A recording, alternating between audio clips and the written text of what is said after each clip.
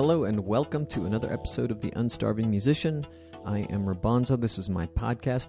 It features interviews with independent musicians, artists, and creative professionals who share their experience and expertise on recording, touring, gigs, the creative process, marketing, and more.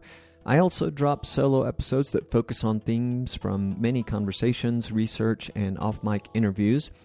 It's the podcast intended to help independent creatives better understand the marketing, business, and creative processes that empower us to do more of what we love, create art that matters. How are you? Where are you? What are you wearing? I'm always interested. I have a gig this week, backed by popular demand or because another band canceled, or both. My band Rabanzo will be at Moser Café Culture in the El Centro district of Querétaro. We'll be joined by a new drummer, Isaac Villagomez, a guy I've had my eye on ever since I first saw him play at Moser over 2 years ago. Our former drummer, Gustavo Guzman, is traveling and most likely making a move from Querétaro to Los Cabos for the beach life. We will miss Guz and are at the same time excited to welcome Isaac. It should be a good time. I'm going to watch the Bad Bunny halftime show of the Super Bowl, which will be my first time to see Bad Bunny perform, albeit on the telly. I'm looking forward to that. Friday, February 6th is Bandcamp Friday, and you may be listening to this after Friday, February 6th. But you should know that Bandcamp waives their revenue share and passes the funds directly to artists and labels on Bandcamp Friday, and that has resulted in millions of fans paying over $120 million directly to labels and musicians they love, in addition to helping artists pay rent or fund album recordings and tours.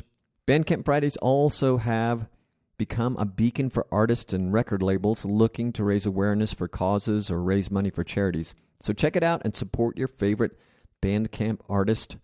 There will be a link in the show notes to the 2026 Bandcamp Friday schedule. It does happen throughout the year, so check it out. On to our topic at hand for the day.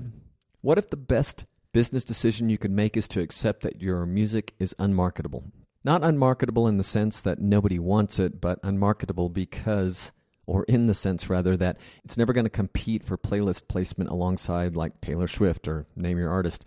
It's never going to rack up millions of streams. It's never going to fit neatly into what Spotify's algorithm thinks people want to hear. This can sometimes happen because an artist's music doesn't fit neatly into a genre box. That was the case with musician, producer, and record company executive Don Was with his latest release, Groove in the Face of Adversity. As a sidebar, you can hear a great interview with Don Was on the podcast Broken Record, in which he talks about his new album and rich career. But even more related, last year I spoke with Abe Partridge. He's a band leader, composer, singer, songwriter who's been making a living in music for years. And Abe said something that gave me pause in that conversation. He said about some of his projects, I exist in a niche. Why do I need to be on platforms that cater to the top stuff? Think about that. He's deliberately choosing not to put certain projects on streaming platforms. Not because he can't, but it doesn't make business sense for what he does. Today, I'll break down the economics of niche marketing. How accepting that you make unmarketable music can actually create a more sustainable career than chasing mainstream reach. How rejecting the streaming everywhere model can generate more revenue. And how owning your niche creates competitive advantages that algorithm-dependent artists will never have. This isn't about giving up on marketing. It's about understanding where your music actually fits in the market and building your business around that reality instead of fighting it. Here's the conventional wisdom. Put your music everywhere. Spotify, Apple Music, Amazon, YouTube Music, Tidal, Deezer, every platform you can find. Because you never know where someone might discover you, right? And for some artists, that makes perfect sense. If you're making music that fits into an established genres, that works within the algorithms, that competes for those big playlists, yeah, be everywhere. Cast a wide net. But here's what happens when you're making niche music, and I mean genuinely niche, not just I'm in a small genre. Let's say you're making experimental jazz rock fusion or something, or avant-garde folk like Abe, or genre-bending stuff that doesn't fit neatly into genre categories. You put it on Spotify, but Spotify's algorithm has traditionally worked primarily on user behavior patterns. People who listen to this also listen to that. But if you're making genuinely niche music, there aren't enough listeners creating consistent patterns for the algorithm to learn from. It can't figure out who to recommend it to because it doesn't sound enough like other things in established playlists. You could also be challenged to get placements with independent playlist curators. So it gets shown to basically nobody. Maybe a few hundred people if you're lucky, maybe less. Your payout? As we covered in the last episode, streaming generates pennies per play, so 500 streams maybe gets you $2. Now, maintaining a presence on all these platforms isn't free. Even if your distributor charges a flat annual fee instead of taking a percentage, you're spending time uploading, managing metadata, updating your profile, promoting these releases on social media. Time that could be spent doing something else like selling direct to fans. This is the streaming paradox for niche artists. Being everywhere means being nowhere that matters. You're not getting algorithmic reach because your music doesn't fit the algorithm. You're not building a fan base because the platforms aren't showing your music to potential fans. You're just there, generating pennies while spending hours. And here's the thing that really matters. Those hours could be spent reaching your actual audience, the people who genuinely want what you make, not the algorithm, not the mass market, your people. Now, if you listened to my last episode, number 343, about owned audience and direct-to-fan economics, some of this math is going to sound familiar. We covered why streaming pays pennies, but here's what we didn't cover. What to do if your music doesn't even get shown to people on those platforms. That's the niche artist problem. Abe Partridge makes a specific kind of music with certain projects. Psychic P, I think that's the name of one of his projects. That's like psychedelic surf rock. Satan, You're a Liar, another one of his projects, is kind of experimental, genre-bending, weird stuff. Beautiful if you're into it, but it's not everybody's cup of tea, and Abe knows that. So here's what he does. He keeps those projects off the major streaming platforms. Not because he couldn't put them there, not because he's anti-streaming on principle, but because the economics don't work for those projects on those platforms. Instead, his revenue model for those projects centers on live shows and direct sales. Physical records, CDs, direct website sales. And here's the critical part. He's not trying to reach everybody. He's reaching his niche. The people who show up to his shows, the people who follow his work, the people who actually want to own physical copies of experimental surf rock records, for example. Now, Abe does have other projects on streaming. He's not dogmatic about it, but he's strategic. He evaluates. Does putting this music on streaming platforms serve the business model for this project? Or does it just dilute my energy and generate pennies while I could be focusing on direct sales and live performance? This is what I mean by deliberate choice.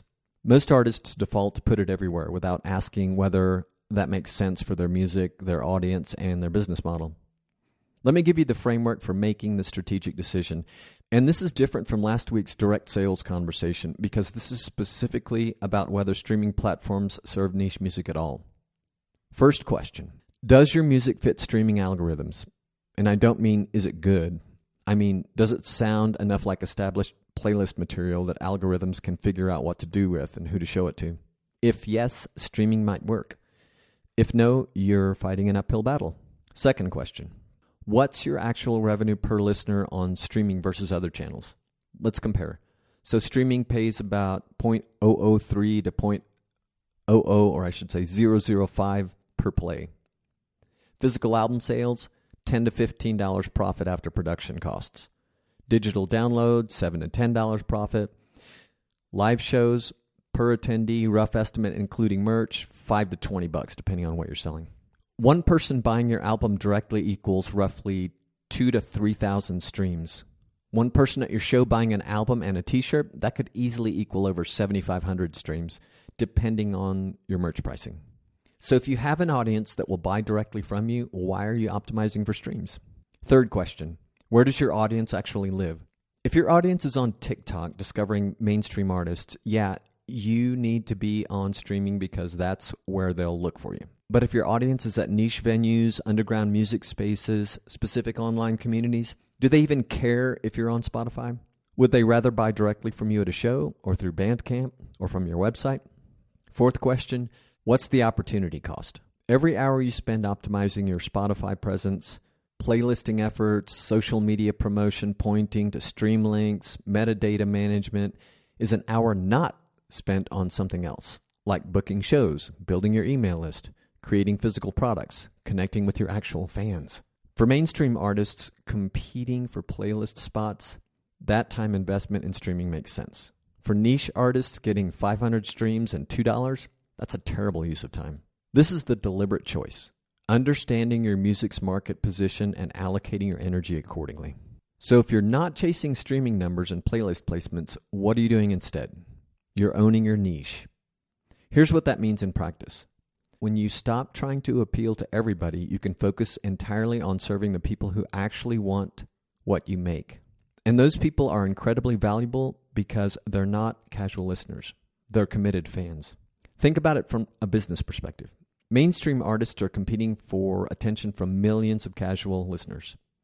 They need scale, millions of streams, to make the economics work because each listener is worth pennies. Fractions of pennies, actually.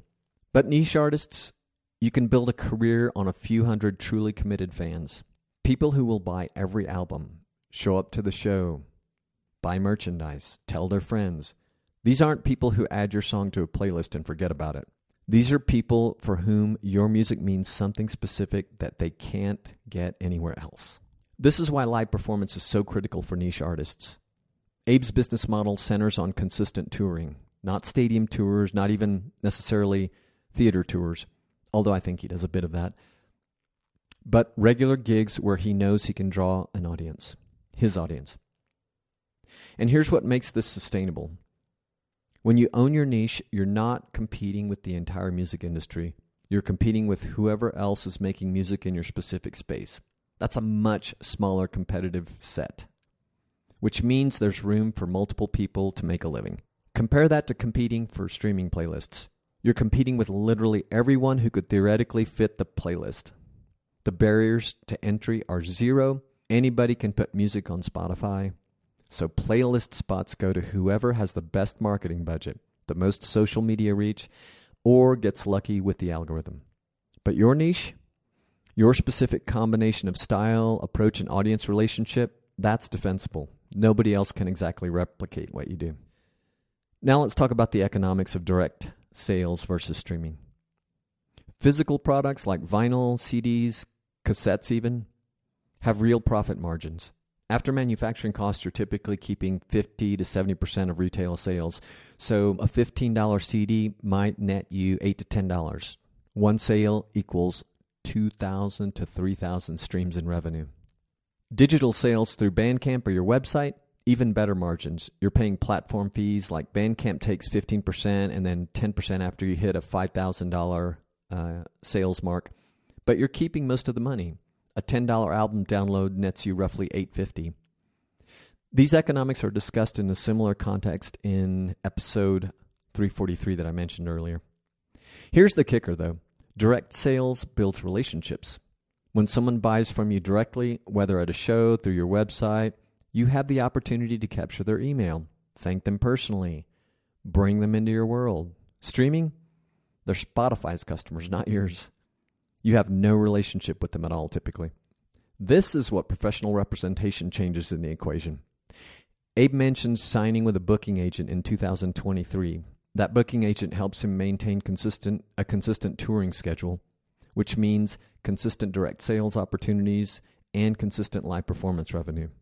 Having professional representation doesn't mean you've made it in the mainstream sense.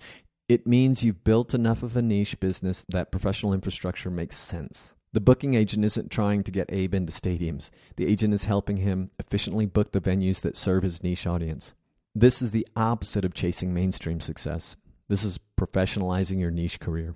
All right, so how do you actually evaluate whether the niche market economics model makes sense for your music? Here's the framework. Honestly assess your music's market position. So is your music genuinely niche, or are you just early in building an audience? There's a difference. Genuinely niche means Your music doesn't fit established genre conventions. It blends styles in ways that make it hard to categorize. It serves a specific aesthetic or community that's inherently small. Early mainstream means you're making music that could find a broader audience and just haven't built the audience yet. If you're early stage mainstream, the streaming everywhere model might work as you build. If you're genuinely niche, you're fighting the wrong battle trying to compete on streaming platforms. Step 2, analyze where your revenue actually comes from. Look at the last 12 months. What percentage of your music income came from streaming royalties, physical sales like at shows or online, digital downloads, live performance, door splits, guarantees, tips, merchandise, or other areas like licensing, teaching, etc. If streaming is less than 20% of your revenue, why are you spending 50% of your time and energy on it? Reallocate your effort to match where the money actually is. Step 3, calculate your streaming versus direct sales economics. Take your top 3 songs on streaming. How many plays did they get in the last year? Multiply by 0.004, that's a rough average. That's your streaming revenue for those songs.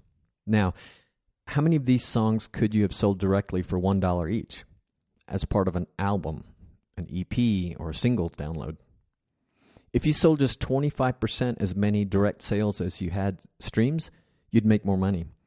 Example, 5,000 streams times 0.004 is $20. 1,250 direct sales times $1 is $1,250. You'd need to only sell 1,250 copies, which is 25% of your stream count, to make $1,200 more than streaming. And those are customers you have a direct relationship with. Step 4, evaluate platform fit. For each platform you're on, ask, does this platform's algorithm understand my music well enough to show it to relevant listeners? Is my audience actually using this platform to discover new music? What's my return on time invested in maintaining this platform presence? If the answers are no, no, and terrible, why are you there? Consider platforms that serve niche music better. Bandcamp has discovery by genre tags, direct artist to fan, or your own website where you have total control. YouTube, the visual context can help categorize uncategorizable music. Or SoundCloud, certain niche communities live there. You don't need to be everywhere. You need to be where your audience is. Build direct sales infrastructure. This is step 5.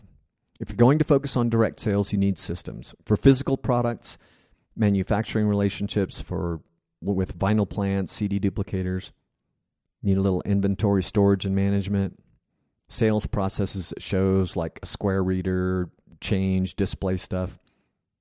An online store like with Bandcamp, Shopify, or on your own website.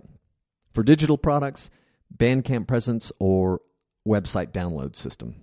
Email delivery automation if selling through your site. PayPal or Stripe for payment processing. For live shows, email sign-up sheet at every show. Build your list, build your list, build your list. Product display that's visible and accessible. Clear pricing and sales pitch. New album just out, $15 cash or card, that type of thing. This infrastructure costs time and money to set up, but once it's running, it's your revenue engine, not Spotify's. Step 6, create your owned audience. This is the foundation. Email list, an SMS or WhatsApp list if you're comfortable with either of those. I've created a WhatsApp list with my local project here in Mexico because here, and last time I checked most places outside the U.S., WhatsApp is widely adopted for messaging. Some way to reach people directly without depending on an algorithm. At every show, you want to say something like, if you want to know where I'm playing again or when new music comes out, drop your email here. Or scan this barcode to join my email or WhatsApp list. At every interaction, join my mailing list for early access to new releases. Treat this like the valuable business asset that it is. These are your people, not Facebook's, not Instagram's, not Spotify's, yours. Step 7, based on everything I've just discussed. Option A, keep everything on streaming, continue optimizing for playlists and algorithmic reach. Option B, selective streaming, only projects that fit mainstream categories. Option C, minimal to no streaming. Focus entirely on direct sales and live performance.